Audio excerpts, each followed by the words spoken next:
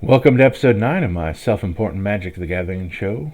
This week is Selesnya, otherwise known as the color combination of white and green. Last week, at the end of the episode, I made a sarcastic comment about the popularity of Selesnya. I should probably elaborate on that a little. The combination of white and green is kind of unpopular because its typical play patterns are kind of boring. I managed to dodge the typical play patterns of Boros in last week's deck. Boros, the color of white and red, is known for equipment strategies usually, and I dodged that with both of those decks, so I'm proud of that. But with Selesnya, you get like 4-ish. We'll see if I add a fifth or more as I go through these different play patterns. So you either end up barfing out a lot of creatures, which is something white likes to do, and green can do a little bit. You end up putting a lot of +1/+1 counters on things. That's something that green likes to do a lot.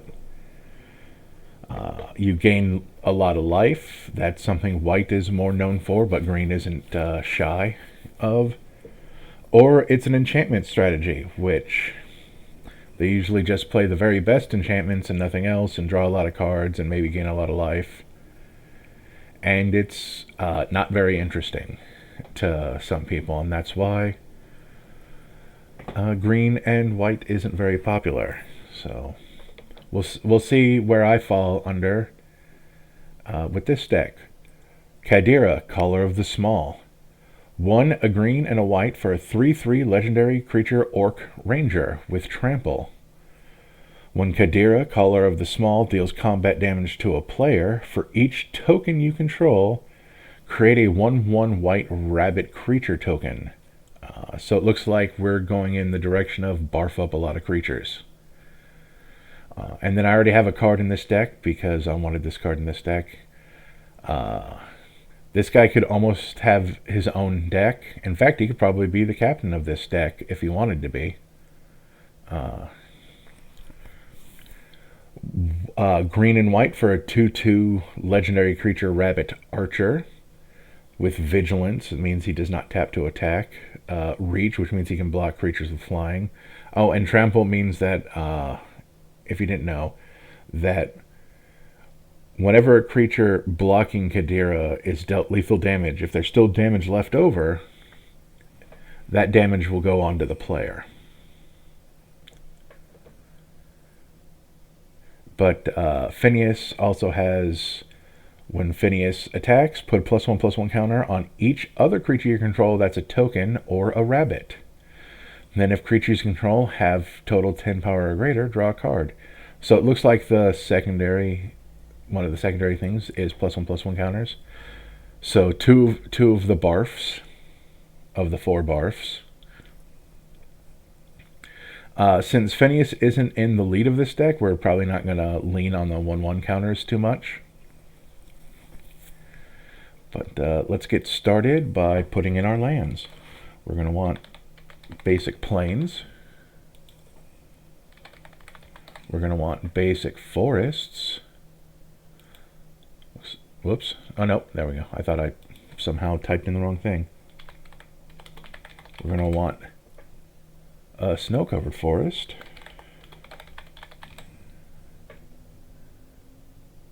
Well, I'm glad. And a snow-covered plains. And I'm glad it fixed my typos for me. Both better and worse than Moxfield in some ways. I just have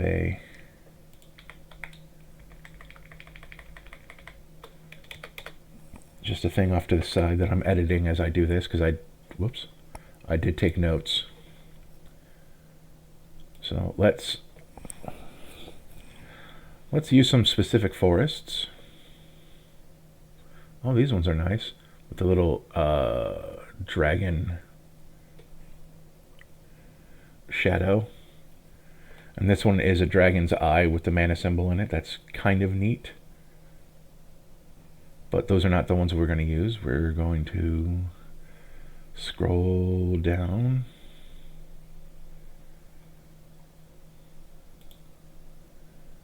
Oh, I have it sorted by price, don't I? Yeah. Edition date. That makes a lot more sense. Man, these supposedly gold lands just look worse and worse. So we want 1, 2, 3, 4, kind of in honor of Finneas being a secondary commander. And then, just because I like them, I think we passed them already. With the new lands added, there it is. Everything got shifted. We'll switch to that edition. And then we'll do the same thing with the planes. I do like this one a lot as well. This is the upcoming set, Tarkir Dragonstorm. And there's the Dragon Eye. Although it feels more like a desert than a plains, but you know, whatever. Whatever Tarkir's got that they call a plains. I like this one with Ajani sitting in a field. That's a good one too. And then add is new. Add is new. Add is new. Add is new. And then there's Thunder Junction. Switch to edition. A little bit more expensive than the normal basics, but I feel it's worth it for the superior art. That's kind of what you're paying for. You're paying for the art. And always proxy anything super expensive. And then 5 snow plains, and we're going to use Modern Horizons 1. 2, 3, 4, 5. Almost messed that up. It is interesting that the forests are more expensive because those are the decks more likely to want the snow-covered lands. For the same reason that I use them.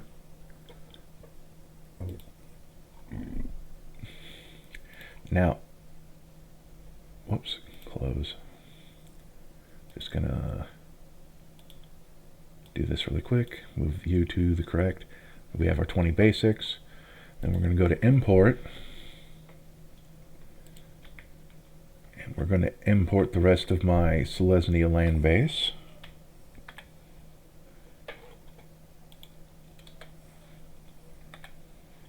Which is all of the usual suspects. But I'll go over them really quick. It's basically the same things you've seen in other decks, but white-green this time. Because, like, Arctic Flats is another slow land, comes to play tap, but can add green or white. Snow land that comes into play tap, but it has the land types.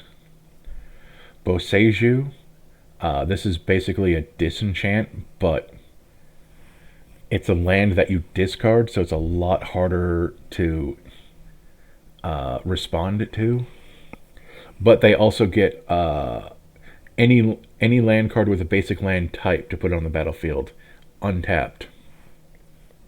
And if I happen to have a legendary creature in play, it's only a green. So that's a good piece of interaction that I don't remember if I put in my mono green deck.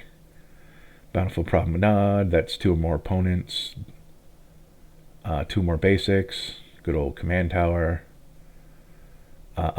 Reveal a forest they're playing from your hand. Adds 1 and then the other if you have a forest they're playing. Croson Verge.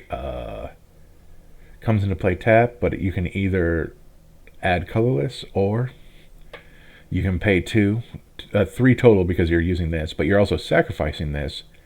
But you're searching for a library for a forest card and a plains card. Notably, Doesn't have to be basic, so you can grab your duals, your land-typed duals. So we could grab, I don't know, we could grab the Canopy Vista and the Arctic Tree Line. And they come into play tapped anyway, so it doesn't matter that they're tap lands. That's the Surveil one. That's the look at the top card, and you either put it back or put it in the graveyard. The good old Mistveiled Plains, I think that's gone into every white deck so far. It's basically 2 mana, because this counts as one of the mana, to put a card from your graveyard at the bottom of your library. I just like having that effect. I'm going to be honest. I'm addicted to that effect. 2 other lands. Just enters tapped, but it has land types. That's important. Scattered Groves. We can pay 2 to discard it to draw a different card if we have a lot of lands in play. Also has land types for if that's important. This one bounces a land, and then it's sort of rampy. And then you have to control a forest or plains for this to come into play untapped. And this is the one where you pay 2 life, aka a shock land. So, yep, going over that really quick.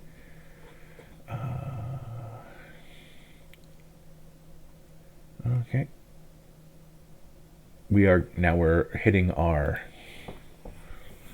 removal section. We're going to see some new cards in here.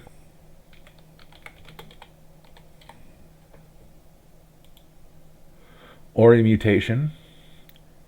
Destroy target enchantment. Create X 1/1 green sapperling creature tokens, where X is that enchantment's mana value. It only hits enchantments. That's sad. But it gives us more tokens.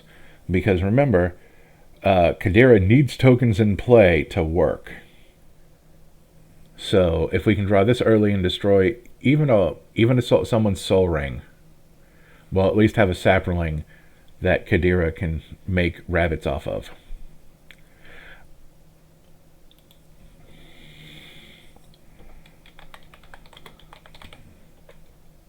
Beast Within. This is basically a generous gift from white. Oh, we made a mono green deck. You might remember Beast Within.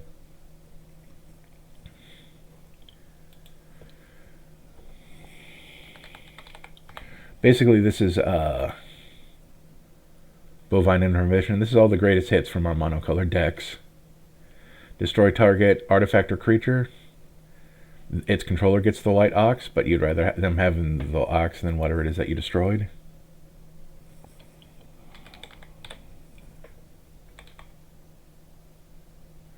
There we go. Dust to Dawn. Like, this hits our commander. Destroy all creatures of power 3 or greater. And we'll probably never cast Dawn, which is return all creatures with power 2 or less from your graveyard to your hand. But this leaves all... This will theoretically leave all of our bunnies alive, assuming... Because we're not going to assume that we have Finneas. But Dawn would get Finneas back into play. So...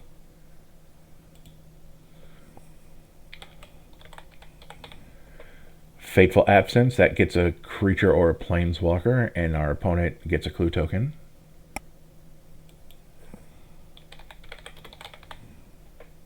Fell the Mighty, that destroys all creatures with power greater than a creature of your choice. So we can choose Cadira and get things 4 or greater, or we can choose Finneas and get everything 2 or greater. Or we can choose a rabbit and get everything, or Cadira would get 4 or greater, Finneas would get 3 or greater, and a rabbit would get 2 or greater.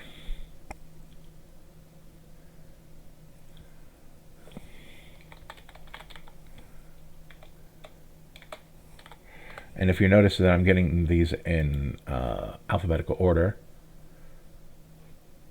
Generous Gift, that's basically white Beast Within. And considering the order that they were introduced, that's the correct way to compare them, I think. I'm fairly certain Beast Within came first, then Generous Gift.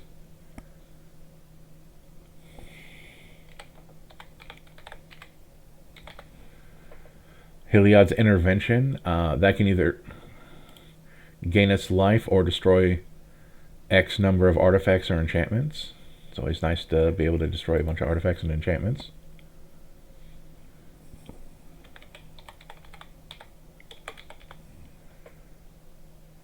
We're doing Nature's Chant here. We'll be coming to a different Nature's card later. This is basically Disenchant, but you can use white or green mana. That's why I chose it instead of Disenchant or like any of the other mono green disenchants, to show off that it's a 2-color deck.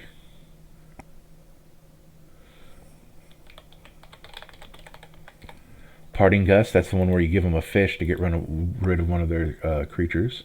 Or you can not give anyone a fish and save one of your creatures for a limited time. Path to Exile, that classic. Exile a creature, they get a land.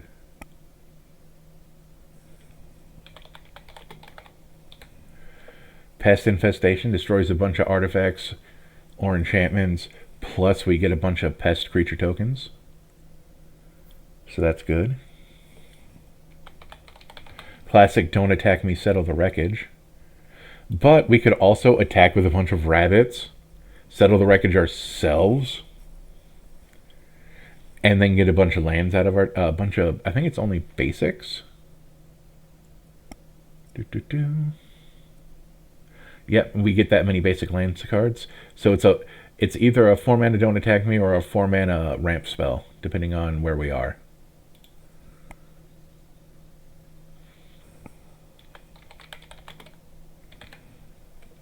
Stroke of Midnight, the often considered the worst of version of Beast Within and Generous Gift, because it doesn't hit lands, and sometimes you just need to get rid of land. Swords, the classic removal. I think I said this before. I remember when people used to think it was bad because they didn't want to give their opponents life. We really undervalued exile effects back before exile was keyworded, I think. Because there wasn't a whole lot, like Indestructible didn't exist back then, and there wasn't a whole lot that brought stuff back from the graveyard. Like white had a 4-mana card called Resurrection that could get a creature back. And then the Battle of Bywater, which also, let's see, there it is. Destroys all creatures with power 3 or greater. Then you get a food token for each creature you control. So even if it gets Cadira, we'll have a whole bunch of foods for when Cadira comes back and can attack again. We can make more rabbits. And that is our removal section. It could, I guess you could say that it should be 2 cards better because it's 16 out of 18. But we'll see. We'll see when we get later. Let's see. Now we want our ramp and card draw. This is white and green, and some people will say we don't need artifact ramp, but I don't plan on putting in creature ramp in this deck, so you can pry this card from my Cold Dead hands. And this one.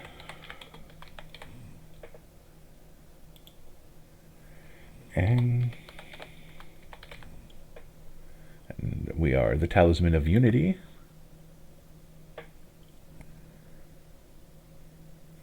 And then Selesnya, because everybody has a signet. There it is down here at the bottom. And then we have Farseek, which I think is, yeah, it's a card we haven't put in a deck yet, so let's go over it really quick. Search your library for a plains, island, swamp, or mountain, so the only thing it doesn't find is a forest, so it is specific for these green plus other color decks. And notice it doesn't say basic, so it can find any of our duels, any of our land type or basic land type to duels. Or any of these forests. Then into the north. Because that'll grab any of these 10 snow basics or these 2 snow lands, because it doesn't say basic. It just says snowland. Because I think it came out in the same set as the Arctic Flex, and I think that's what they were going for. Then we go Nat Lore. That searches up a forest, doesn't have to be basic. 3 visits. The functional reprint of Into the North, or Nature's Lore, because though Nature's Lore puts it into the battlefield. No, they both put it into the battlefield. Notably, Farseek puts it into the battlefield tapped. So does Into the North. Really important to read your cards because that explains them. But yeah, it's noteworthy that 3 visits is much more expensive than Nature's Lore, even though they do the same thing. Because 3 visits, I don't think has been printed nearly as often. And then Rampant Growth. That'll only grab basics, but we have 20, so we're fine. Going over to my notes. 1, 2, 3, 4, 5, 6, 7, 8, 9, 10, 11. Oh, yep, okay. And then Sad Robot. Because he also searches a basic. And then also he gets you a card when he dies. And also he dodges all of our board wipes. Unless we choose a plain rabbit creature token. But even then, he'll draw us a card. And then there's one more thing I want to put in ramp because it's hilarious.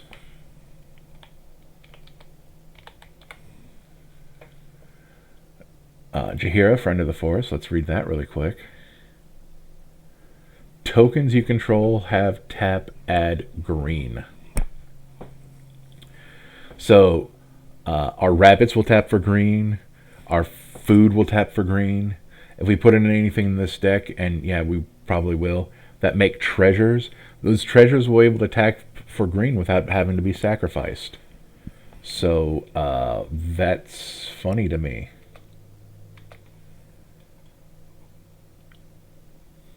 And oh, that's funny.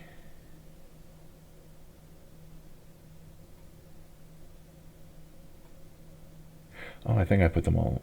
Okay, I was just looking at my notes, and my notes confused me, but then I remembered. Sorry about that.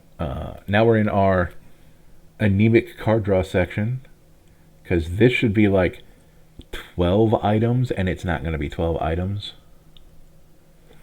So we have Benny.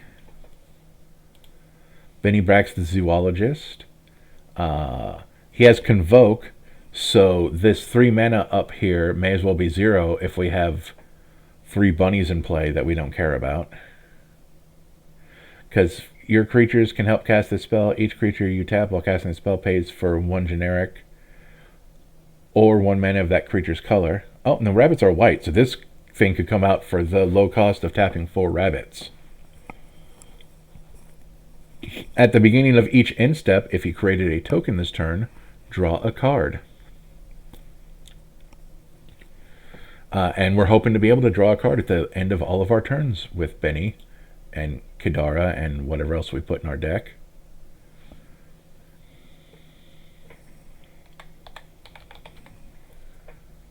Then we have another.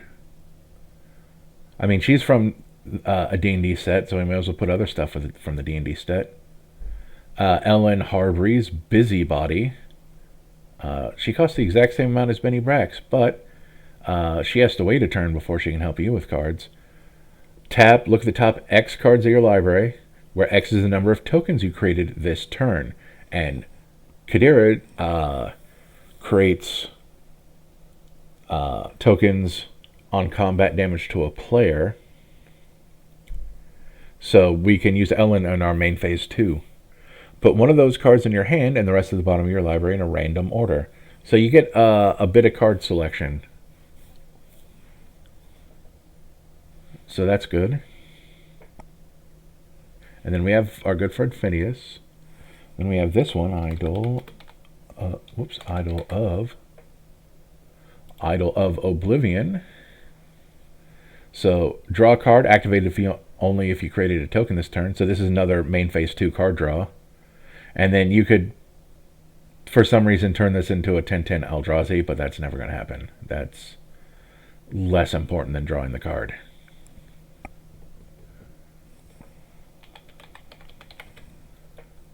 Then we have good old Mangar the Diplomat.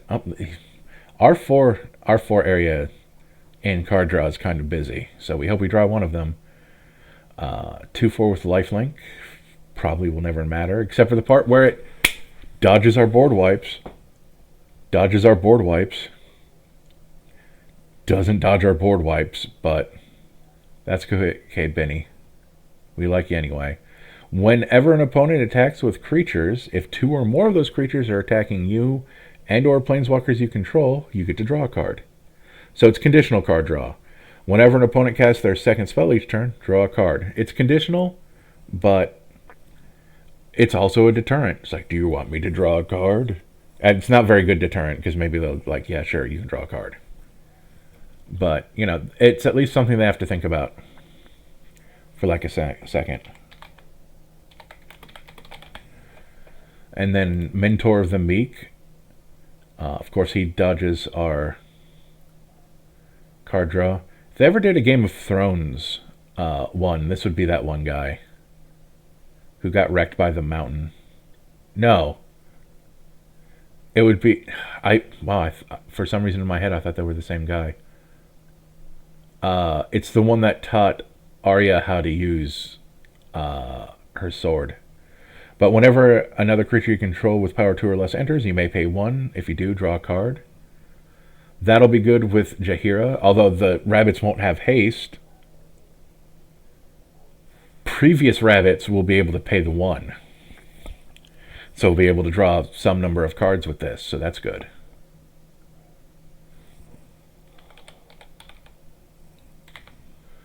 Some people aren't going to like this on principle, but it's good for the deck. Skull Clamp, equipped creature gets +1/-1. Whenever a equipped creature dies, draw 2 cards. So we can just say it's a magic hat, and we're just dumping rabbits into the hat and in trade for cards. And they go on some magical hat adventure and never come back because it's so great in the hat. And this is another card I didn't even know existed. Staff of the Storyteller. I also like how we're like 4 card draw spells down from what we should have, but a lot of it is cheap. So when Staff of the Storyteller enters, you get a creature token like right off the bat. So that's a great early draw just for that. Whenever you create 1 or more creature tokens, put a story counter on Staff of the Storyteller. So I assume that it enters, you get the creature, and then it gets a story counter. Then you can pay 1, tap this, remove a story counter to draw a card.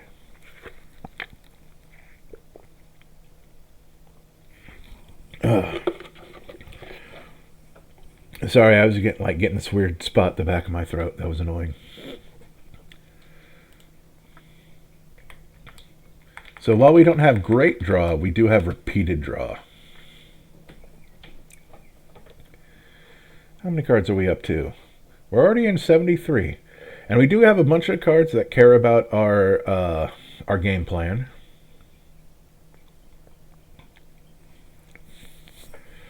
But we want our commander to attack. So for our commander to attack, our commander needs to have some protection. So that's where we're going to next.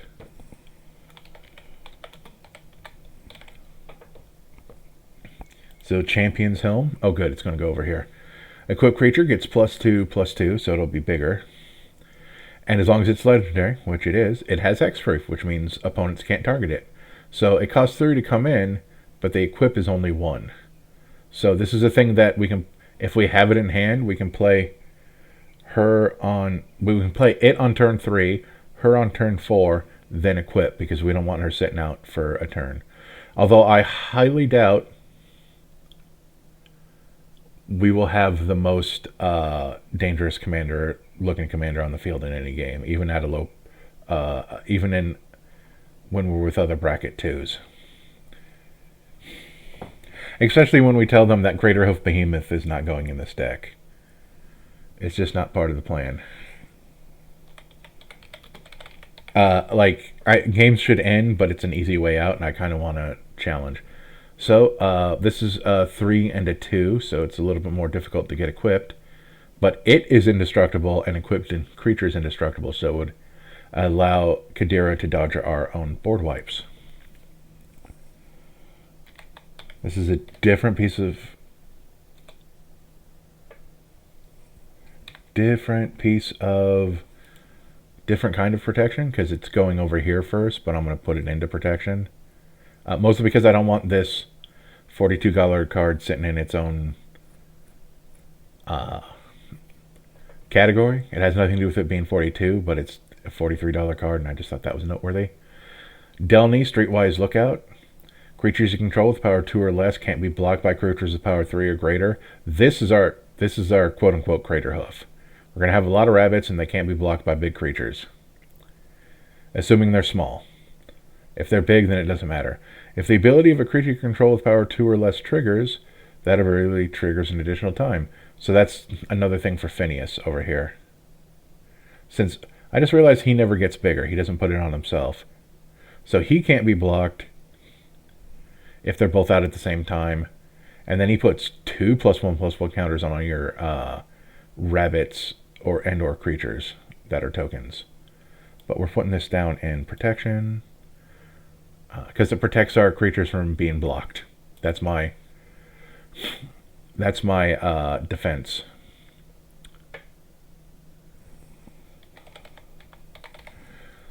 Then Ghostly Prison to prevent people from wanting to attack us. Hammer of Nazhan. +2/+0 and has indestructible. And whenever it or another equipment enters the battlefield under your control, you attach it for free. So the first attachment is free. That's good.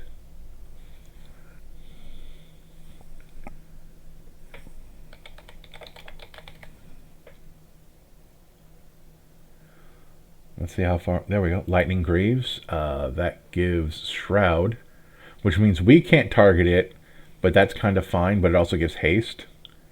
So it's fine if we have a good attack.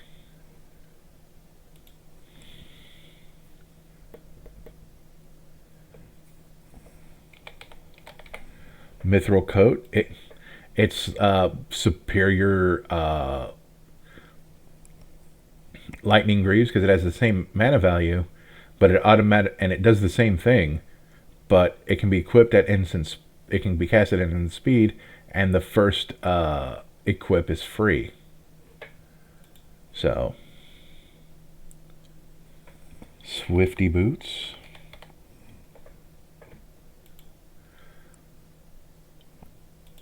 That's hexproof instead of Shroud, but it also costs mana to equip.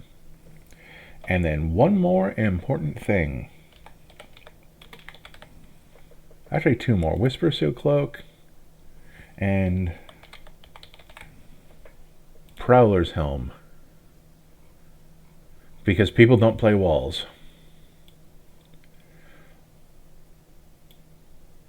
That's 2 things that, because if she can't be blocked, then we don't have to worry about blockers, do we?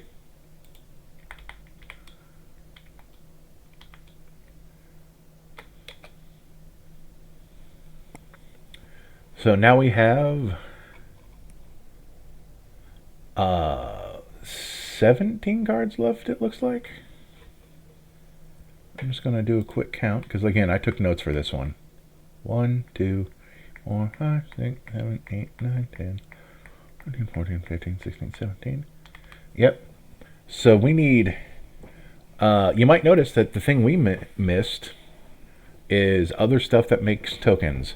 How many things make tokens in this deck right now? Technically the Idol of Oblivion, but that don't mean anything. Staff of the Storyteller makes one. None of that makes any. Although having something with living weapon over here would have been good, but there's not anything in there. But then also our Pest Infestation, Aura Mutation, and Heliod's Intervention. But like, so that's 4 things I think I called out. And only 2 of them can be played before Cadira comes into play. So we're gonna need some cheaper stuff. So let's put a Gilded Goose. When this... Oh, it put itself in here. Hold on.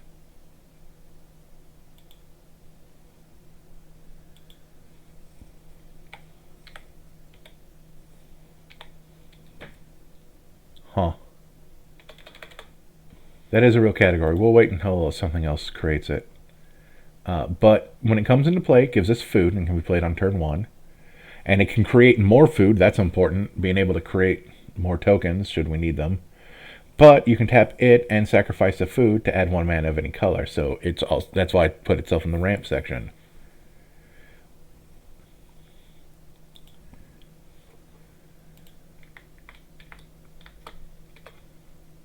Let's see. And so we want Farmer Cotton. There we go. There's the token section. Down here. When Farmer Cotton comes into play, because you pay X into his mana cost, you get X halflings and X food tokens. So you can pay this the turn after Cadira comes into play, because you don't really need to put a whole lot into Farmer Cotton, let's be honest. Assuming she doesn't have haste, so you can get some tokens on the field before she attacks.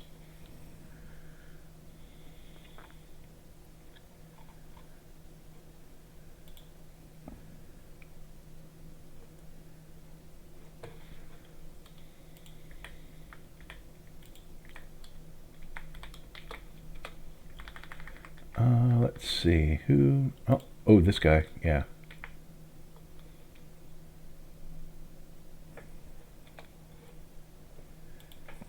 Peregrin. Peregrine Took. Okay, he puts himself into card draw. So our card draw is less bad.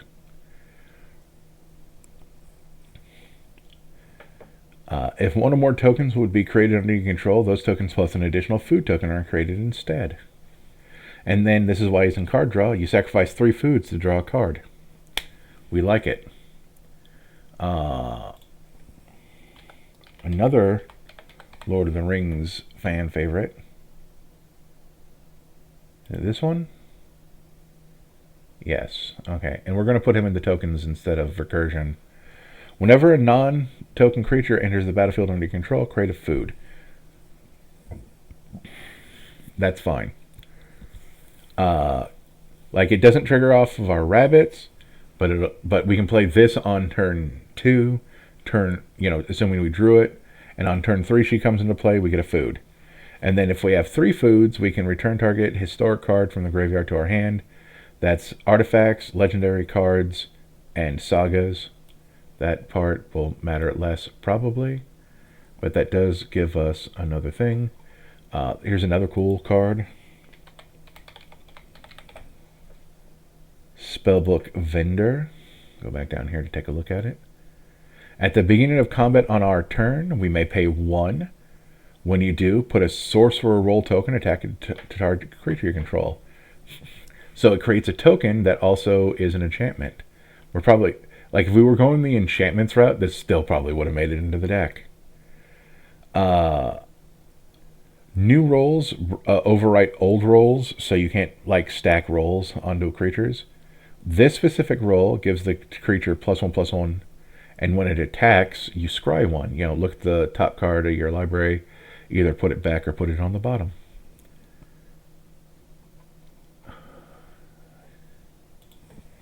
Queenall.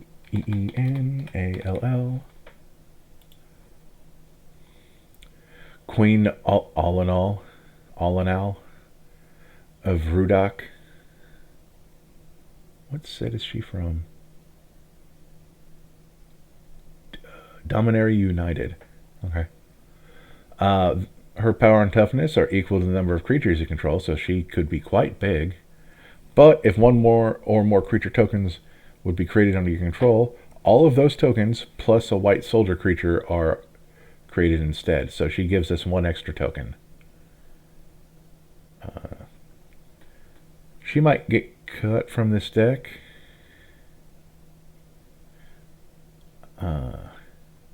Because, like, the food and with the card draw is probably more important. But we'll see, like, if we need anything by the time we're done. Let's see. So that made it into the deck. That made it into the deck. That made it into the deck. Just looking at stuff I already talked about.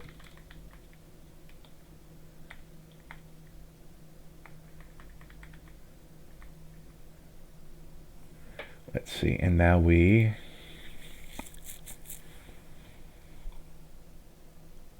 And you know what? We're kind of at 11 of 10 ramp. We could probably take some ramp cards out. I like the Solemn, even though he's here at the top end. Like, this could be a you've pried it out of my cold dead hands, but I do feel like the early turns are important. So I think I'm going to dump the Solemn for now. Yeah, because now we're back to 10. And even though I'm going to have some things that create treasures in a second, they're kind of conditional, so I'm not going to count them on my ramp. And maybe we'll get some more card draw in here later. What was I looking at? This is a conditional token maker, but I do like her. Arasta of the Hidden Web, of the Endless Web, sorry. Whenever an opponent casts an instant or sorcery, you get a spider with reach. So now we're at stuff that will probably be showing up after Cadira. This is a greedy card.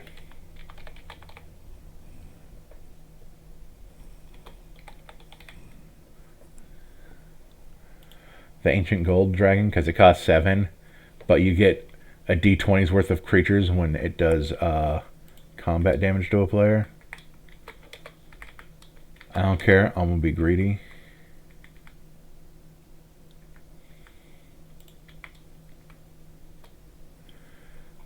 And we're not putting Smothering Tithe in this deck because we don't know how good it is. And I think I said before that you have to earn game changers in your deck.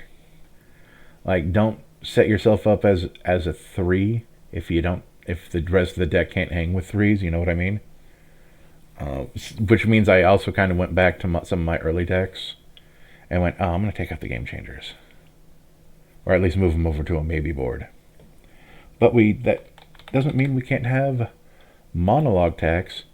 It puts itself into ramp, but like they have to cast their second spell, so that's why we're going to stay at 11 ramp for now, because yeah, there's no proven that that'll ever work.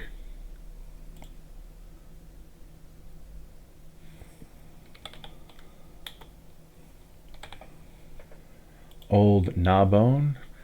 They have the gall to put a 7-mana creature into ramp. But whenever a creature you control deals combat damage to a player, create that many treasure tokens. And I believe you can order your damage in the combat step to go, okay, Old Gnawbone does damage first.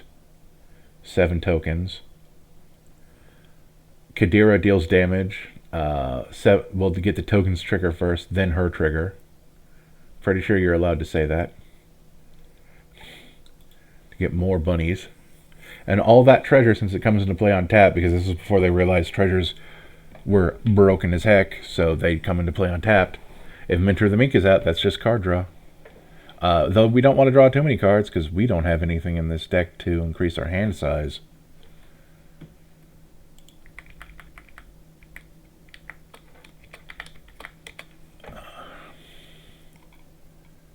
Look at that, 8 cards left.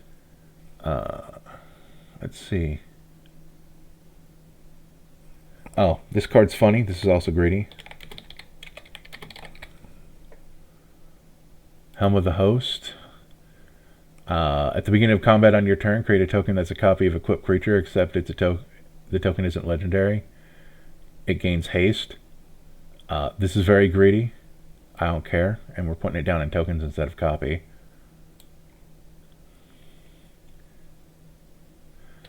The idea is to copy our... although it makes the copy at the very beginning of combat, so we don't have time to equip it. But our hope is that we'll have other threats that are bigger that get blocked, and that those can sneak in for damage, or we can save them up since they don't go away.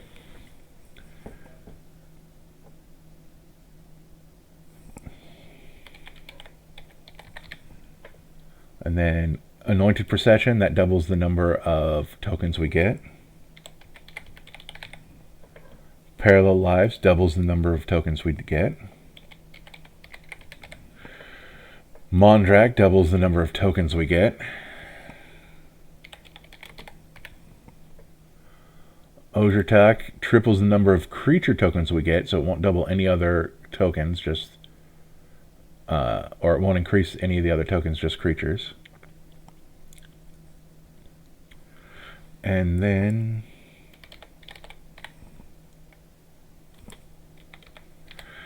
Divine Visitation turns creature tokens into 4/4 flying angels with vigilance instead of whatever it is that they were going to be before. So our rabbits are angels instead, which of course means that our board wipes will get all of our own stuff, more or less. And like Delaney doesn't keep them from being blocked. But they're flying angels, so they've got other stuff going on. So that's fine. And then we have one other card, but I don't... It's basically a future card. And if the future card isn't here, we have a placeholder.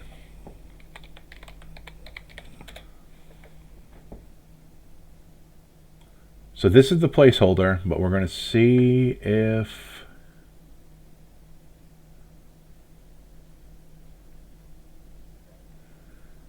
So there's a new Elspeth coming out with Dragonstorm, and apparently that one hasn't made it into the database yet. It's basically a superior version of Archangel Elspeth. It costs 1 more. But...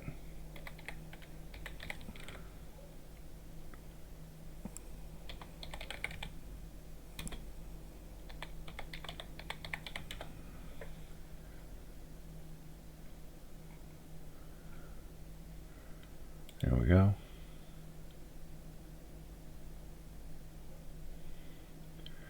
So 5 mana instead of 4, and it doubles our tokens again.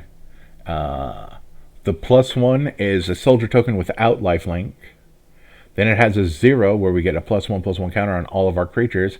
Then they gain flying until our next turn. Or we can downtick to destroy a creature an opponent controls with mana value 3 or greater.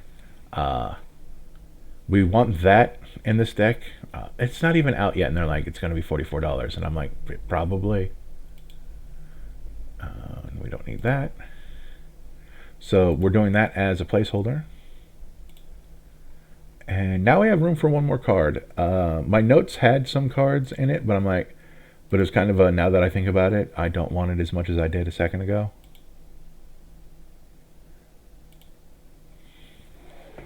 So,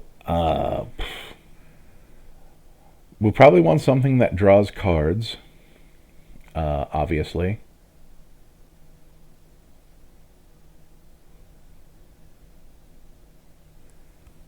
Oh, actually, I just thought of a funny card. I think I put it in a deck already, but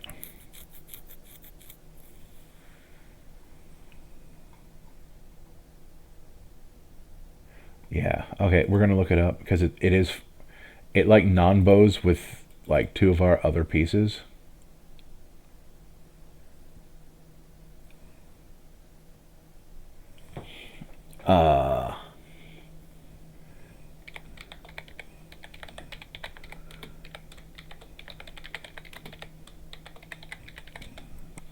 But it's funny.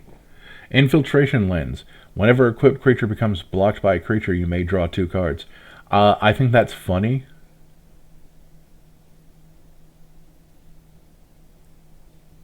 Because it's like, do you want to block? That amuses me. It also gets us our 100 cards, and we're only an hour in. So what I'm going to do is that we are going to create another deck, but first we're going to come up here, and then I'm going to go here.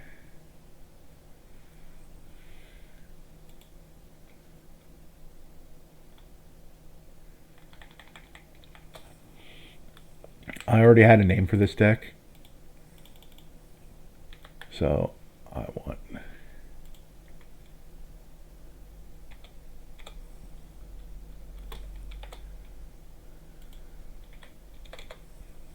Oh wait, these letters aren't going to be capitalized. Cadira and the Night of the Lepus.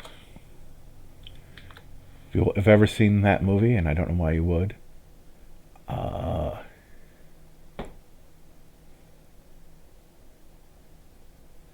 but yeah, it's all her fault. So we go step 1. Create tokens. Step 2. Whoops. Step 2. Create more tokens. I'll fix that. Step 3. Profit? Question mark? Correct capitalization? There we go.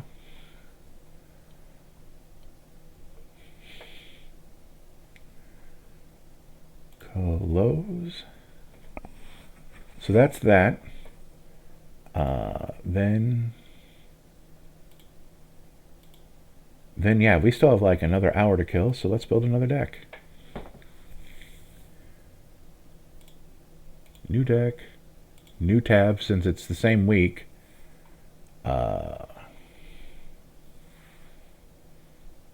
We're gonna do this. We're gonna call this one ship down. I think you know where this is going if you've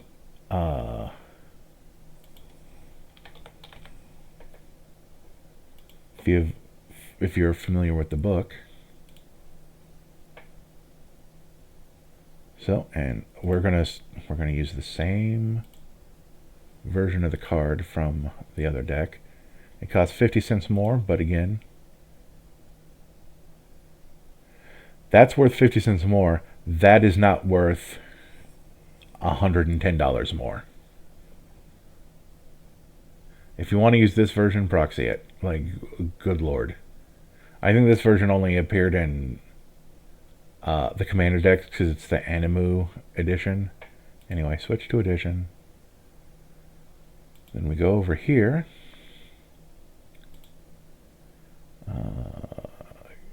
Copy card names with quantities, because we're just going to import cards.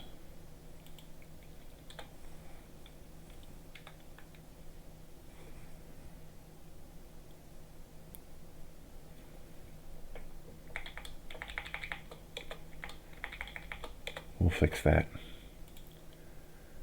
Then copy card names.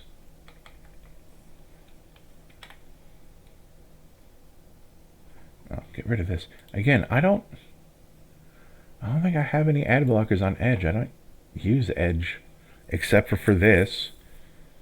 Oh, let's copy this, but we're going to get rid of some of it because it's not as necessary, I don't think. Copy card names. Yeah, it's going to have a lot of the same stuff. Actually, maybe it'll have all of that. We'll see. And then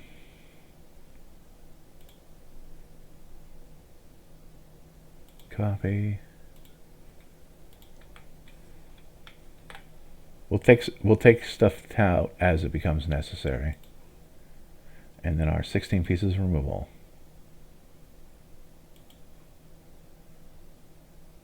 Because the one thing we're not copying, actually we'll probably, I just realized that there was Control Z.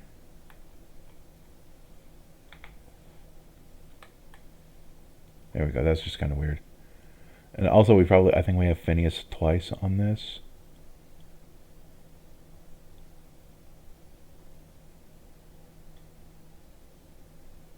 Oh, I didn't copy the card draw, did I?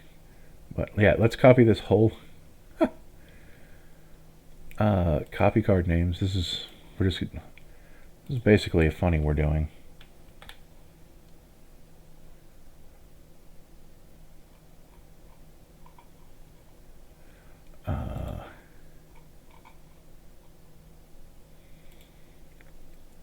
Copy card names. Control V.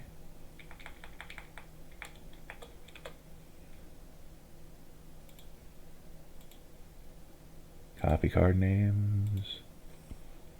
Control V. It's basically the same. So it's the exact same deck.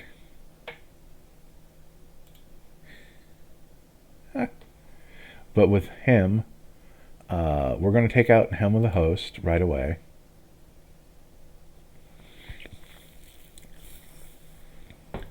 But we're also going to fix my lands. And I guess they're all going to stay in this area because I'm not going to do a whole lot of moving around. But let's find, add as new. Dang it, get out of my way. Add as new. Add as new. Add as new, and then down here to Thunder Junction, which is right here. Switch to edition. And then up here wherever the forest is.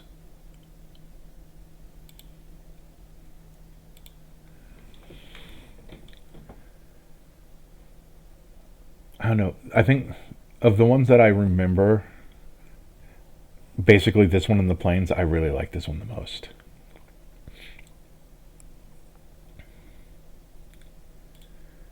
New, new, new, new, and switch, and then down to the stone covered. I said I wasn't going to do this, but there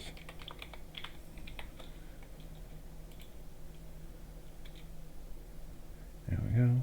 All printings. Switch.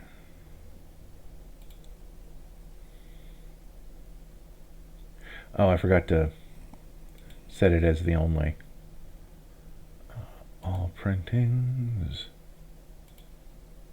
Switch. And go back here. We remove that. Then we can close this. And then we can just start migrating our basics over here.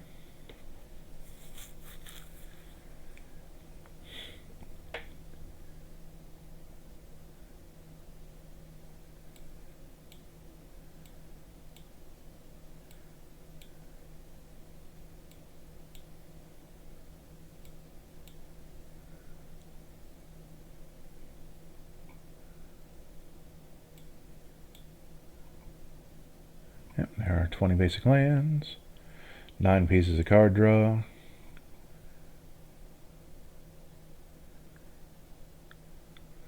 There's no guarantee that we need Delaney in this one. But let's see, what else will we take out? So we're definitely making tokens. We're going to take out Mangara from this version.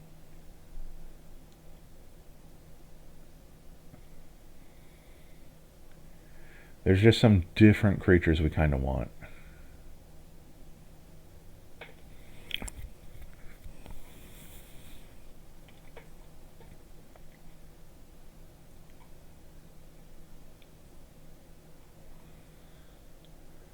And we still have all of those things.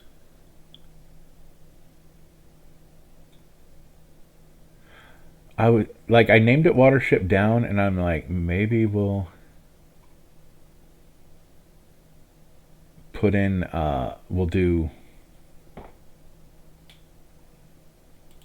Rabbit Tribal, but I don't think there's a lot of good rabbits. Rabbit. Like, this is some draft nonsense. This is bigger for the number of creatures we control. This does more +1/+1 counter stuff. That's interesting. And that could be a way we go.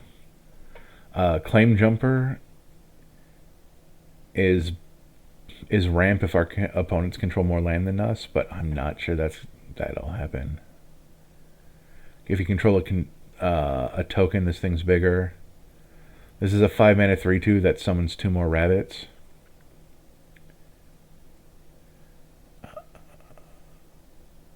This is interesting. That probably... It only targets 1 creature, though. But if you attack with a... Whenever you attack, target creature gets +1/+0 until end of turn. But if it's a token, it also gets Death Touch until end of turn. Oh, and I love this. Oh, man. This is more topical. Well, I guess it was more topical years ago because it's kind of died down. No. Oh, boy, I almost had a cuss. The raw milk stuff. Just because it's natural doesn't mean it's healthy. Harvest Trite Host. Whenever it or another rabbit you control enters, target creature gets +1/+0 until end of turn. Then draw a card if this is the second time this ability is resolved this turn. That's kind of interesting. This is another deck that we could have just put in a bunch of Heir Apparents and been happy. But we're not.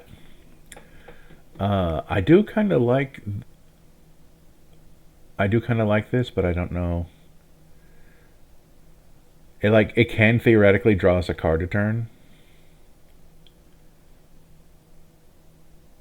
Whenever another creature you control enters, you gain a life. So we could have this and do do 3 of the 4 Selesnya nonsenses when it's out. Jacked Rabbit, I really like. Whenever Jacked Rabbit attacks, create a number of 1/1 white rabbit creature tokens equal to its power. I think we're going to put this in.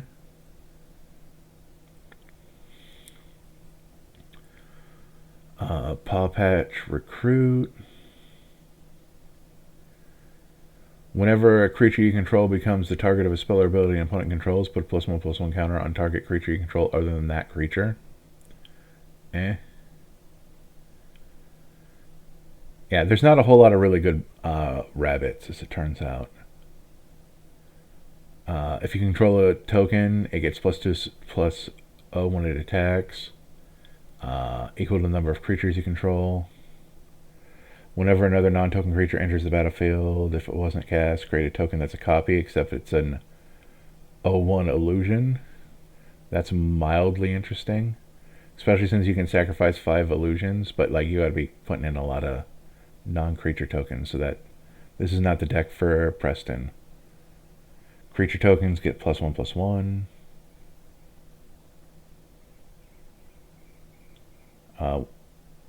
This one gives a thing big equal to the number of stuff you have. Whenever one or more other rabbits, bats, birds, and/or mice control enter, scry 1.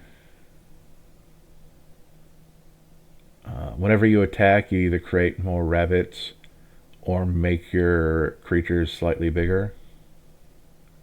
Though the rabbit has to be tapped and attacking. So we were going to, we're not doing any of that. We're also not guaranteeing that we're okay, we're keeping the infiltration lens. We'll keep the skull clamp because we are going to have. Now let's have less good card draw, because there are a bunch of things in this deck that are going to leave. Like, we'll keep the Gilded Goose. We'll keep the tax. We'll keep because we're not guaranteeing that we're making creatures tokens in this version. So let's do that.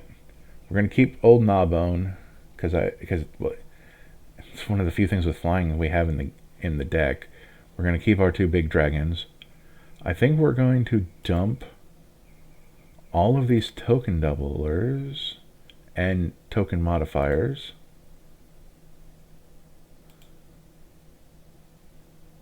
Including Elspeth over here. We're keeping Arasta though.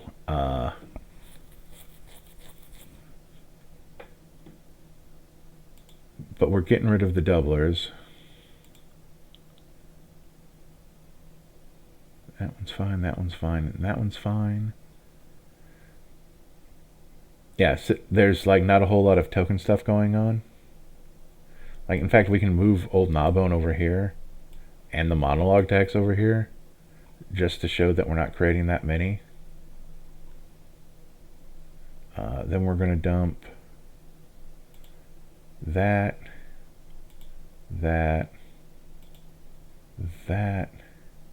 Mentor the Mink at least cares about my archer. Samwise we're going to put in tokens just to lower the number of unique categories.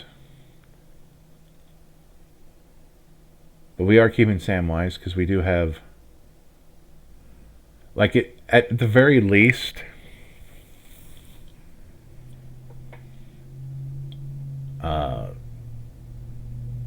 because we're going to have a bunch of non-token creatures. Actually, you know what? That's the thing we didn't check over here. Type. We only have 18 actual creatures. But that's funny.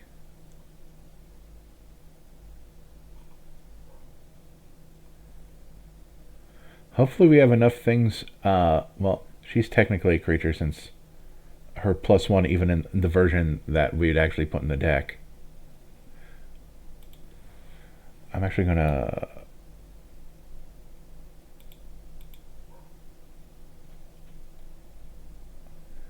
because I can't rename it because it's not a category. Because otherwise I'd call it placeholder. But yeah, that one would create creatures, so that's technically 19, even though it's 5 mana for a garbage creature. But anyway, back over here. Yeah, no skull clamp. We're keeping the infiltration lens because it amuses me. It's like it's kind of a game of chicken. Yeah, our card draw is now absolute garbage since we're not guaranteeing the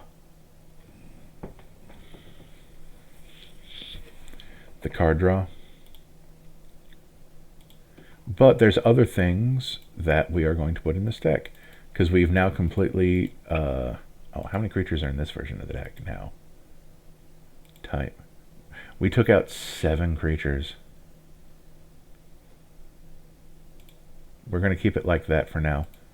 But Ozolith.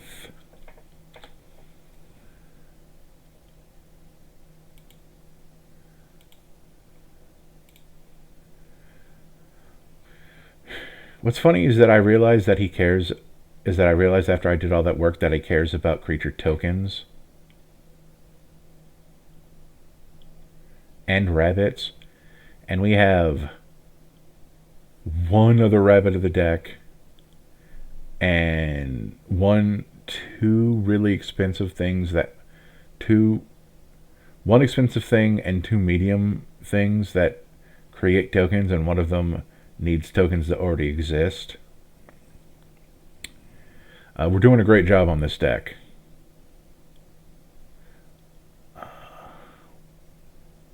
I think we're going to cut Old Gnawbone as much as I like Old Gnawbone. We're keeping the dragon. We're keeping the gold dragon. But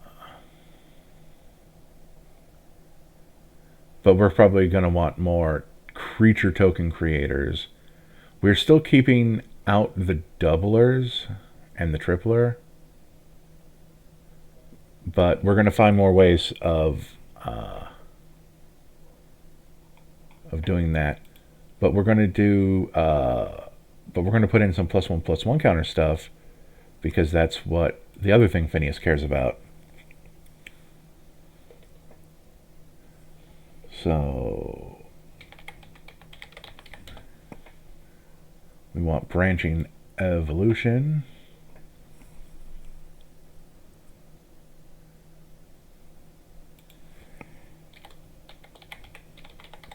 Now let's look at the rabbits again. Whenever Burke, Long Ear of the Law enters, put a +1/+1 counter on each of up to 2 target creatures. Whenever a creature you control with a +1/+1 counter on it attacks, double the number of counters on it. Okay. It's a rabbit who also kind of does the thing. Actually, I think we do want her. I mean, she's a tiny bit expensive. Boy, Heir Apparent really is the easy way out, isn't it? But she 5 mana for three bodies.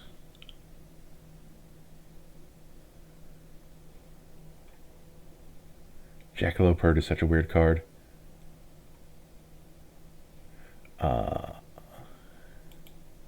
We'll put in that because that kind of messes with everyone.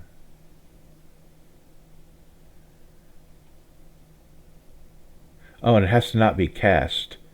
Huh, that's interesting because it cares about blink. It cares about blink and... No, I guess it just cares about blink, doesn't it? I'm trying to think of... Or somehow put into the battlefield without being cast. Whatever one... And then they get +1/+1.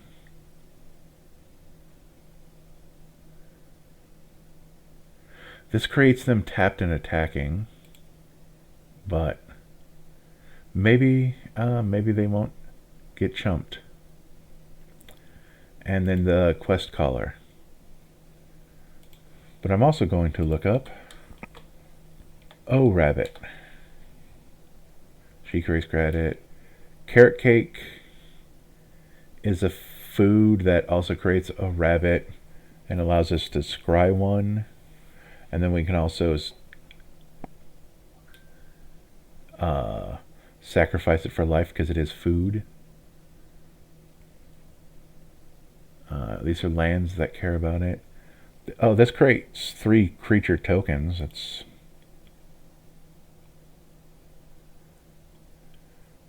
Rabbit Response is funny. Season of the Burrow is actually kind of a good card because we can exile a non-land permanent and also like return a small thing or just get some rabbits. Tempt with Bunnies is kind of funny. Whenever another frog, rabbit, raccoon, or squirrel you control enters, this gets a +1/+1 counter. Maybe. We'll see. It's not a rabbit itself.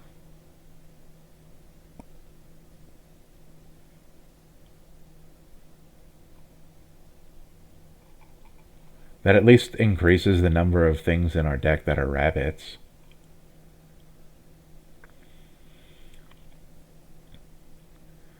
We're still only at 16 creatures. So these last 4 things I'm really going to want to be creatures. But I'm also going to want them to care about +1/+1 counters.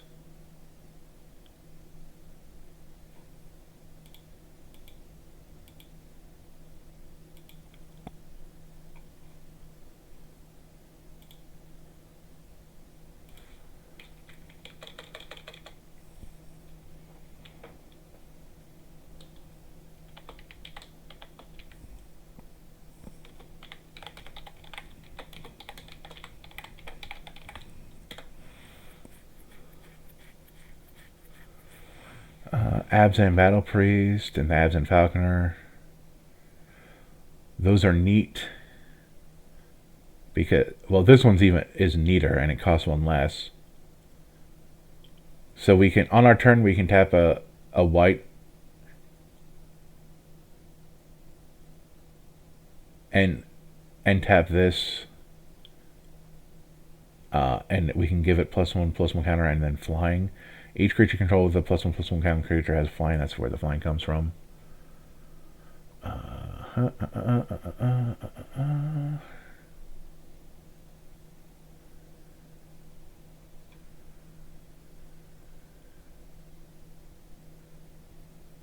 Whenever you gain life.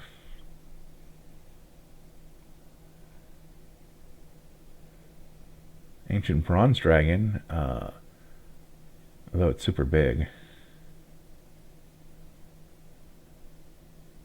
Oh, I just thought of something while I was this far into this. But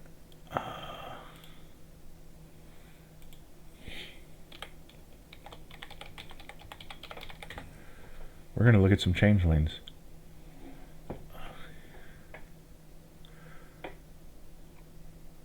So I said 4, right? Okay, so regular cohort makes a copy of itself. Mirror entity. Oh, that's good also because it makes everything it'll make everything rabbit. It'll make it everything else too, but you know, everything will be rabbit. Realm Walker would be good if we were actually playing strict tribal, but we're not. Yeah, that brings in a friend for 4 mana, so that's good.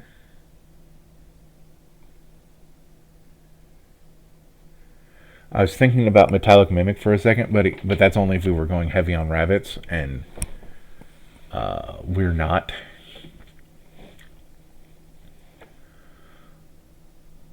But that did put us up to 98, and then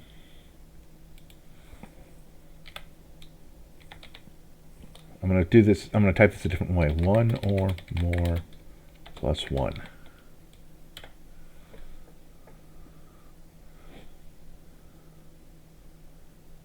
Yeah, whenever 1 or more +1/+1.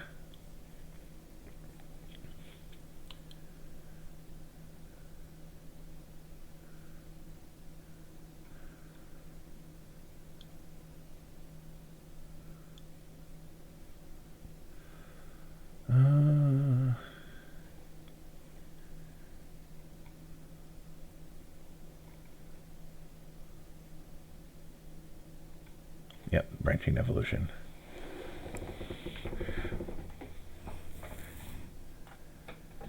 Conclave Mentor adds 1 +1/+1 counter.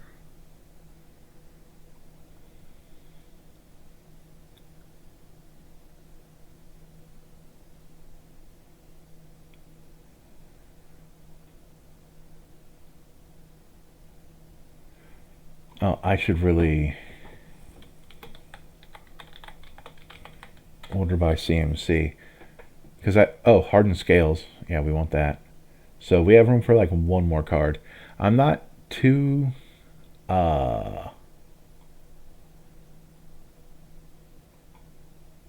confident in this deck the way we have it, but it is probably the... No, I already removed that card. I was thinking about something. Huh. This Garden Paladin, I was just looking at that.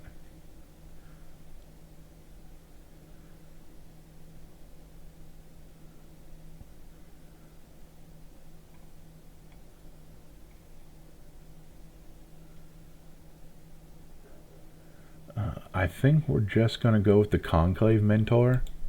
Because we're kind of just being done with the deck again. And I realized with all my copy pasting, we actually didn't kill a whole lot of time.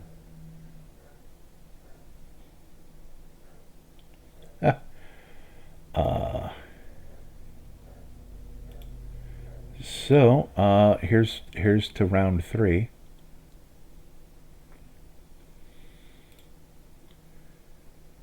New deck. Yeah, I didn't put a primer in that last one, but that's fine. I'll do that in post. We're just going to call this Selesnya 3 for now. T Legend.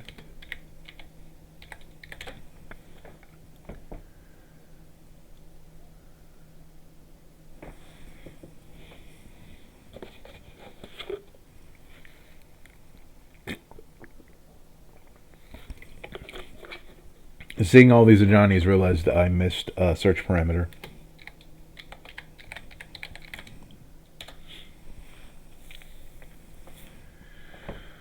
Okay. I guess we'll look at it in alphabetical order. No, we're not doing any of these Aragorns. Because we also kind of want to do something different. Butterbur Brian Keeper. Best Soul Nourisher. Now I'm just saying names of things I like.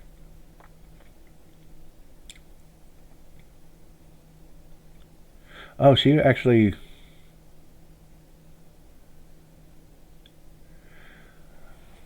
If I was... This is an interesting thing to do. If we go back over here... Like, she might be better than Queen Elenal of Raudoc.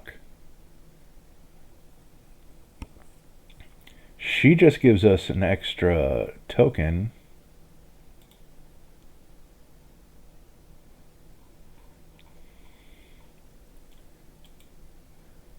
What's her name? Soul Nourisher, but it's Bess. Bess. Soul Nourisher. She went into a weird thing by herself. That I really don't have an answer to of moving her to somewhere else. But yeah.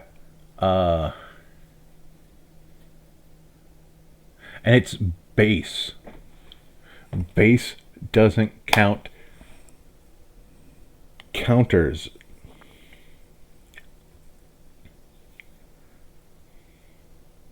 That is definitely an improvement.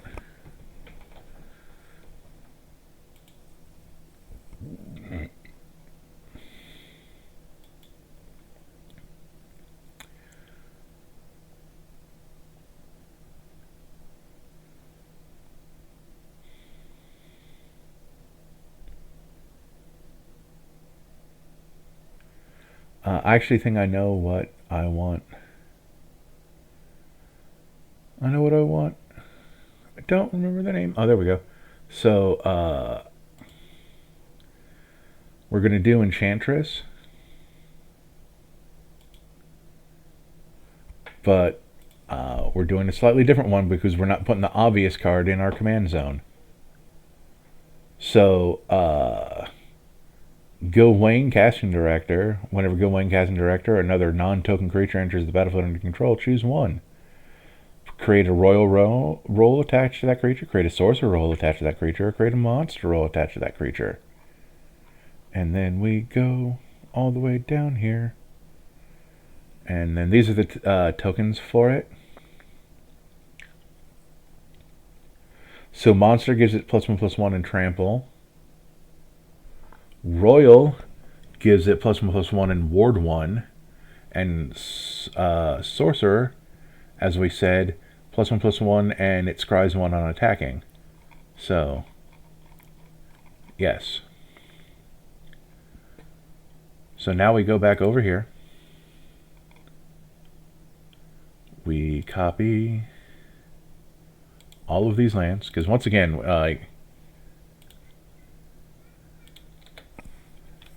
ding, and then the basics.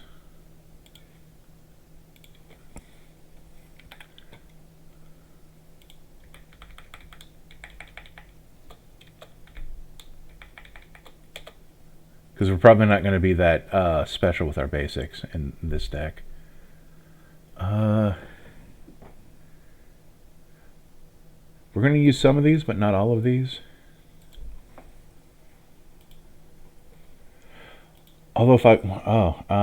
Control V. Hold on. So we don't need that. We don't need that. We don't need him.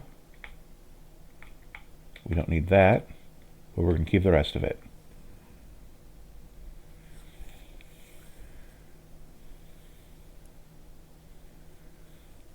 But the funny thing is that now I kind of want to go back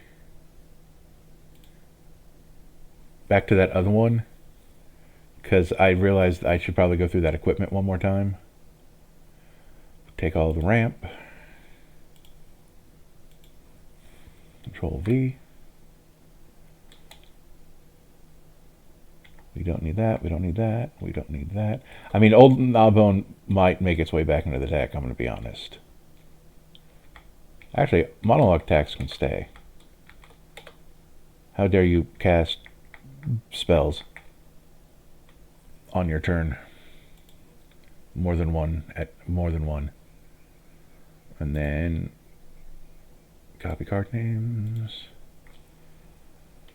We're going to take out Aura Mutation. We'll probably take Aura Mutation out of the other one. No. We want Aura Mutation in that one.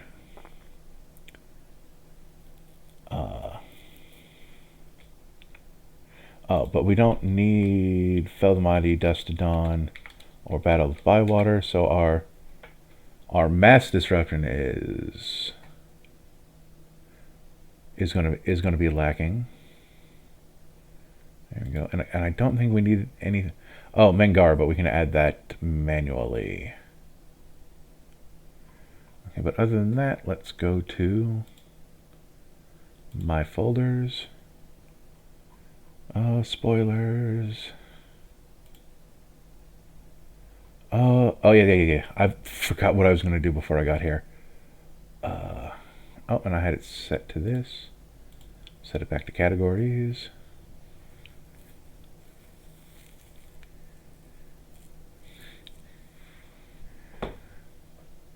Absolute garbage. But let's dump that.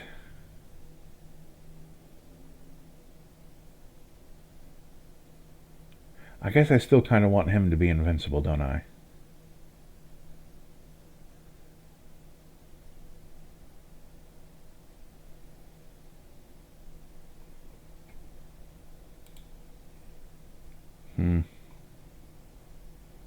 Oh, but I can remove... No. I keep going back and forth. Anyway, let's go back over here. Let's go into the history. Let's put that back in the deck.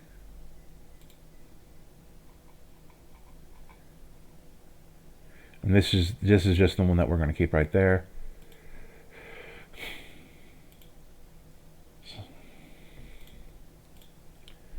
So we have our lands. Oh, we got a...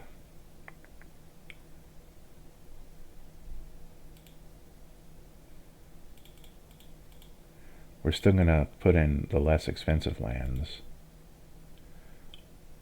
Less expensive by 20... No, by like, yeah, by like $2.50. They're not the cheapest lands, but like price to how much I like looking at them ratio is much better.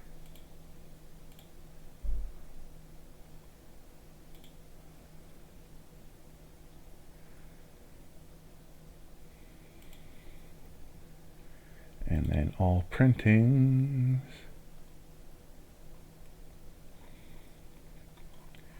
Just checking what the...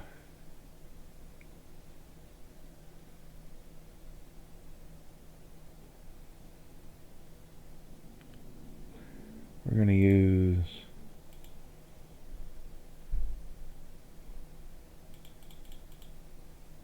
There we go. We're just going to use those. And then planes.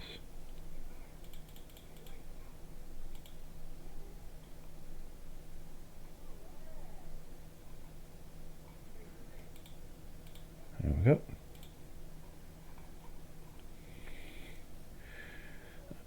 Yep, and then we have all of our removal, all of our ramp. Right? Yeah, because though the monologue tax isn't exactly ramp, so I think our good friend Solemn Simulacrum is coming back into play.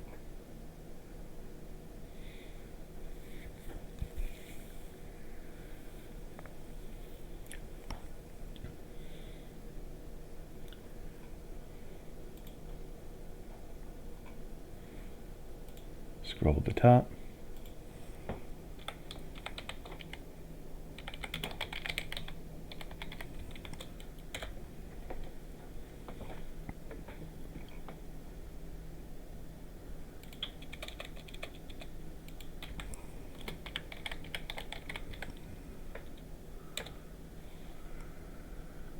Enchanting creatures get +2/+2.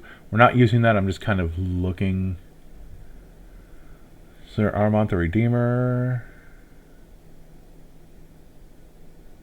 Okay, I do like him because he does a weaker version of this anthem, but he also creates a monster roll.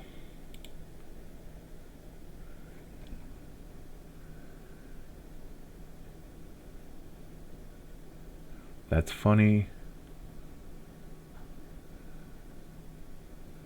Greater Oromancy is interesting, but other enchantments you control have Shroud, enchanted creatures you control have Shroud. I am not sure if I want to not be able to target my stuff that I've enchanted.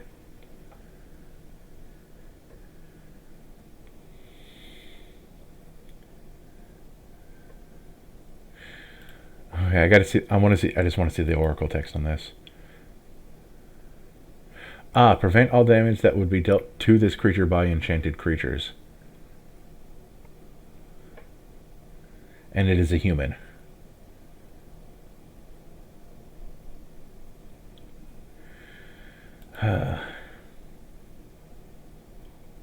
Old, nearly indecipherable rules text.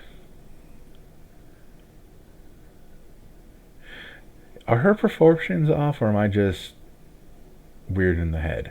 And I also might be like anime pilled. Oh, that was another... I actually just thought of another thing I wanted to put in this deck. But I also think maybe I wanted to put in another deck. The Bow of Nylea that gives all your attacking creatures Death Touch. But I think I'm forced to be happy with this the way it is now.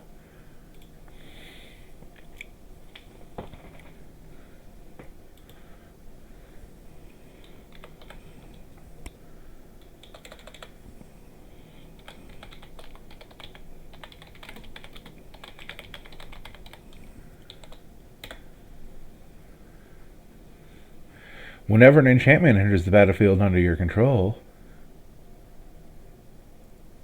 Ooh, that's interesting. Whenever an enchantment enters the battlefield under your control, you get a Pegasus. I'm just gonna...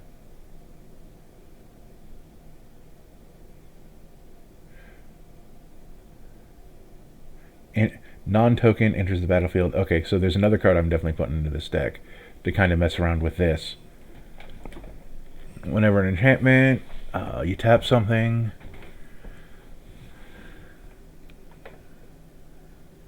Ooh, Composer of Spring. Whenever an enchantment enters the battlefield under your control, you may put a land card from your hand onto the battlefield tapped. If you control 6 or more enchantments, instead you may put a creature or land from your hand. Okay, I like that. Free stuff is good. Gains lifelink until end of turn. Look at the top 3 cards. Reveal a land. No.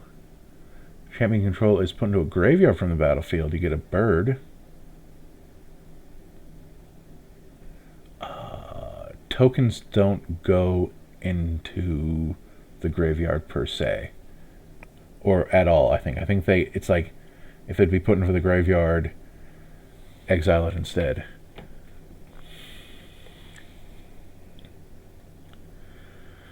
Whenever an enchantment you control enters, and whenever you fully unlock a room, create a 3/1 spirit creature token with flying.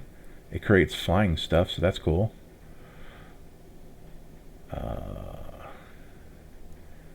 Like this graveyard stuff, we'll have to see if I actually put enchantments into this deck. Double strike until end of turn. You gain 2 life. Whenever an enchantment control enters, you may create a copy of it once a turn. That's fine. Because if I know anything about the copies, is that you choose new targets for the copy.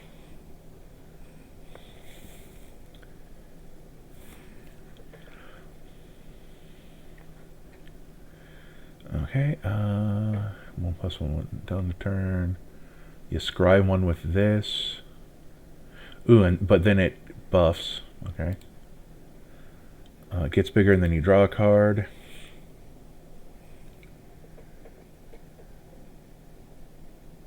Tap a creature.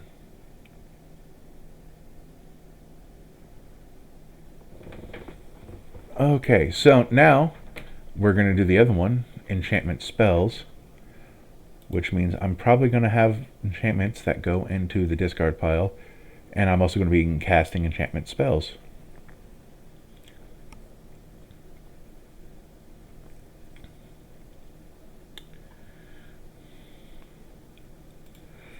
But I am also going to look up a rule.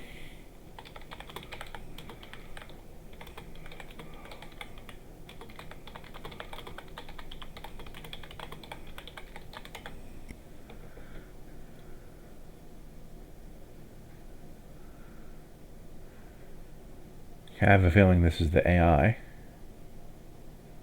But let's go to ask people on Reddit. Thank you to anyone whose name appears on this who answered the...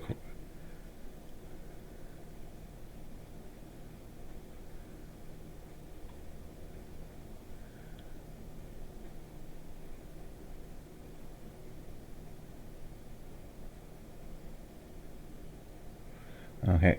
Thanks to everyone whose name shows up here. If an aura is entering the battlefield under player's control by any means other than by resolving as an aura spell, and the effect putting into the battlefield doesn't specify the object or player the aura would enchant, the player must choose what it will enchant as the aura enters the battlefield. Alright, yeah. That's what I thought.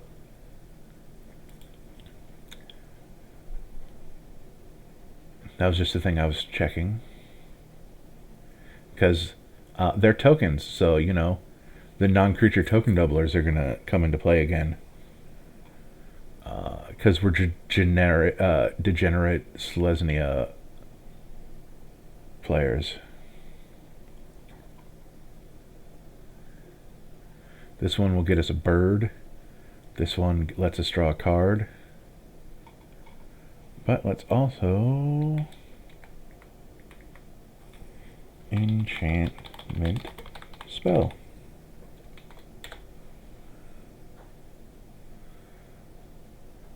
Draw a card. This thing will get bigger. I love it when it makes itself a problem.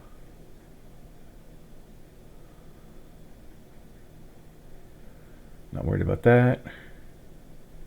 Ooh, on each creature we control. Target creature. Draw a card. Stuff can't be countered. And we can also make a land and big in a land. We're not doing the life ones. Hallowed Haunting. That makes all of our stuff big if we have a bunch of enchantments. Oh no, I'm thinking of a different one. Oh no, never mind. That's the first one did the thing I thought it would. Enchantment spells cost 1 less. Enchantment spells cost 1 less. Enchantment spells you cast have affinity for auras. And then if you cast an aura onto a modified creature, you draw a card. Draw a card. This thing gets bigger, but I think we're going to limit the number of that. Get a nymph for the first enchantment spell you cast each turn. This one lets us draw cards. Sigil of the Empty Throne gives us a big creature, and it's an enchantment itself.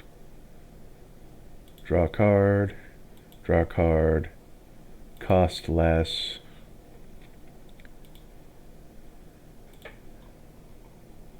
And then how we can afford to cast 6 enchantments.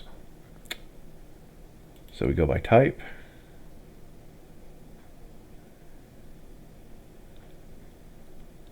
We have 5 enchantments. You know what? We're going to dump the Generous Visitor.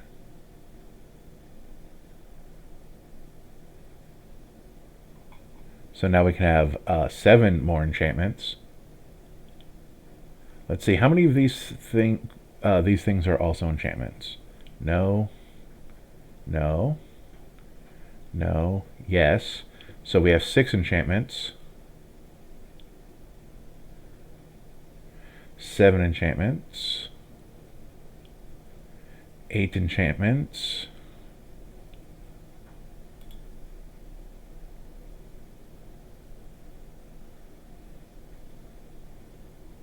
I like the idea of getting more creatures. 8 enchantment. 9 enchantments.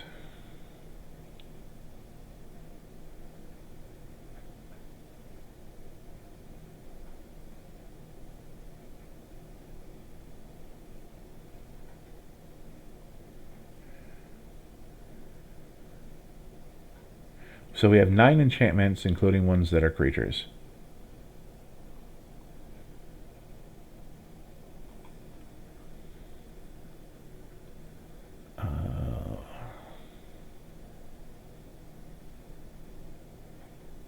Like this second one might not come into effect, but the affinity for auras I feel is good. So, but we are... Oh, and then our token doublers are also going to be... So, create token twice. Because we know the one that triples them is only creature tokens. So we want that. We want Mondrak, because it doesn't say, doesn't specify. We want Parallel Lives.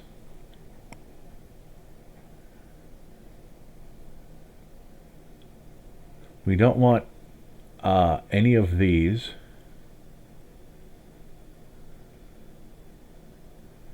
And then we don't need Emissary Green. So that's 1 more creature and 2 more enchantments.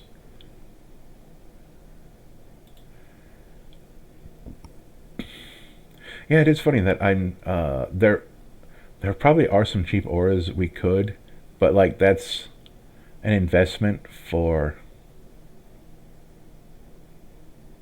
an effect we that we might not ever have. Well, we do have 24 creatures, so we want 5 more enchantments is good. And also managed to kill enough time that I'm happy with the length of this episode.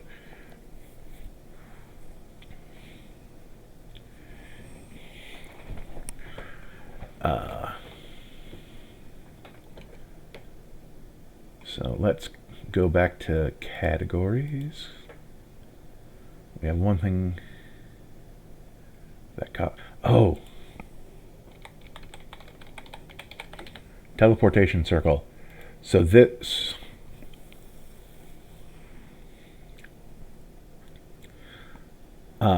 specifically, this is so silly.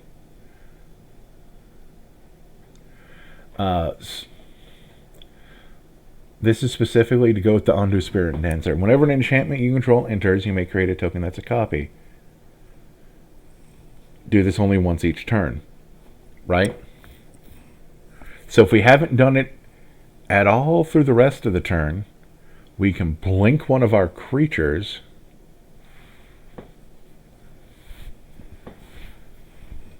to put a token,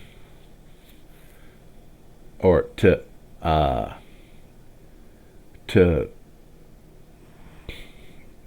get an additional trigger from Gylwain. And if we have oh hey, look, 10 pieces of the 10 things that call themselves card draw in this deck. Even though one of them is very conditional, in fact isn't going to happen. May as well be put into ramp, which we have 16 pieces, but so many of it is conditional. Anyway. But yeah, like, since these creatures will not come into play, when they come into play they won't get enchantments, that's how we can put these rolls onto them.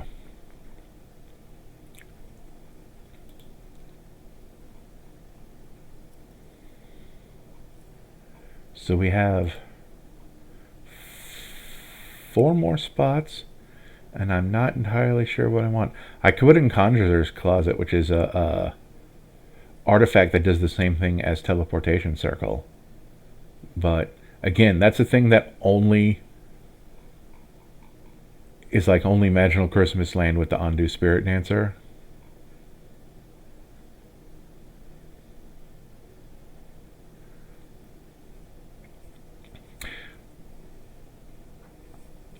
It also means that, like, when I do this, I can't cast any other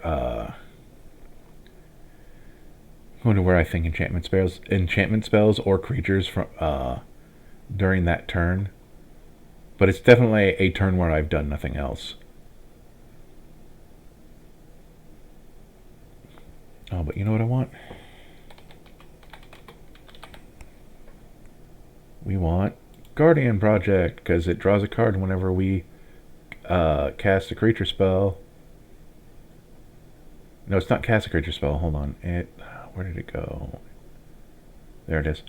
Whenever a non-token creature enters the battlefield under your control, if it doesn't have the name of another creature you control or creature in your graveyard, draw a card. So that's another thing that we can do with Teleportation Circle. Yay.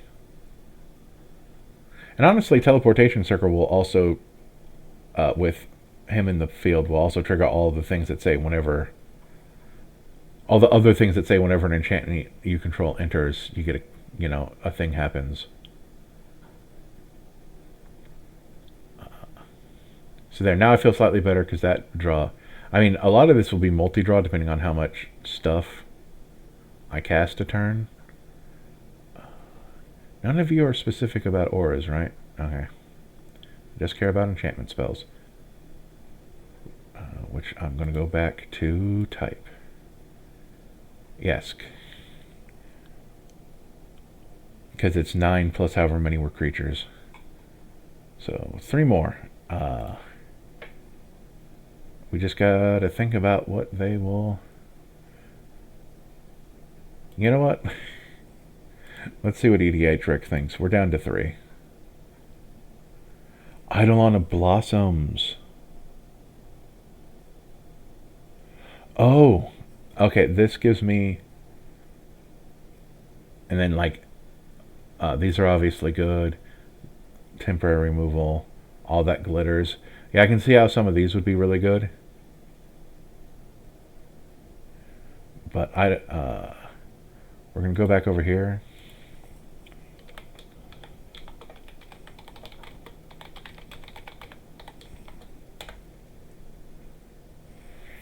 Because that gave me a.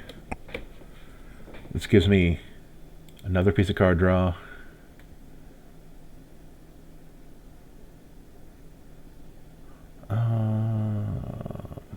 No.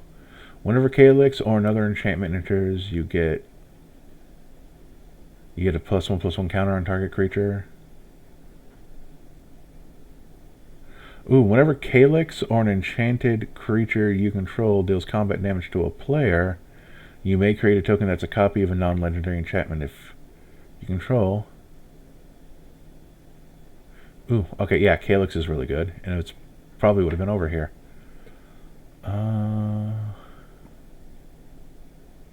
Boom, no. No.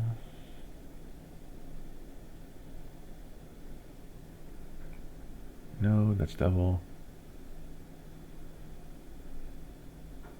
Huh. This spell costs X less to cast, where X is the total mana value of non-creature enchantments. No.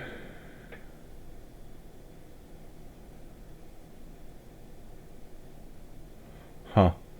Skybind is interesting.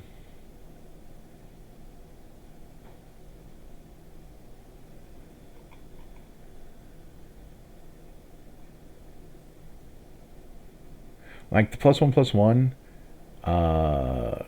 don't care that much about, but the whole copying our enchantments is pretty cool. So let's go back over to EDH Rec and go enchantments. Sanctum Weaver gives you X mana of one color equal to the number of enchantments you control. That's a pretty boss piece of kit.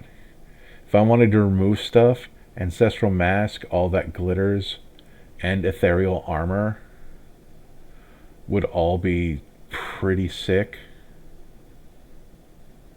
Bear Umber is pretty cool.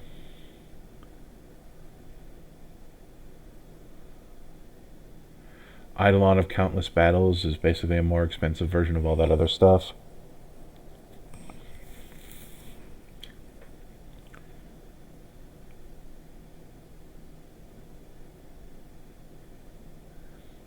Oh, Sphere of Safety. Creatures can't attack you or planeswalkers you control unless their controller pays X, where X, for each of those creatures, where X is the number of enchantments you control. That's brutally hilarious. Sterling Grove gives other enchantments Shroud, but I don't care about that. This doubles our mana. Aura Shards is definitely a card I should have. Aura Shards should probably go in Cadira. We're not doing Smothering Tithe. Spirited Companion is technically good for this deck because it's an enchantment. Dryad super fixes our mana that's already fixed. Yeah, I like the Sphere's Safety for how just gross it is. And we have 26 creatures, 10 enchantments, plus however many are also creatures that I forgot. So that's a good amount of creatures. And I think... yeah, I think this deck is done. I don't want to fix... I think I'm done with Watership Down. By the time you see this video, I'll have probably put Aura Shards in Cadira. And next week is Blue Black, also known as Dimir. So I'll see you then.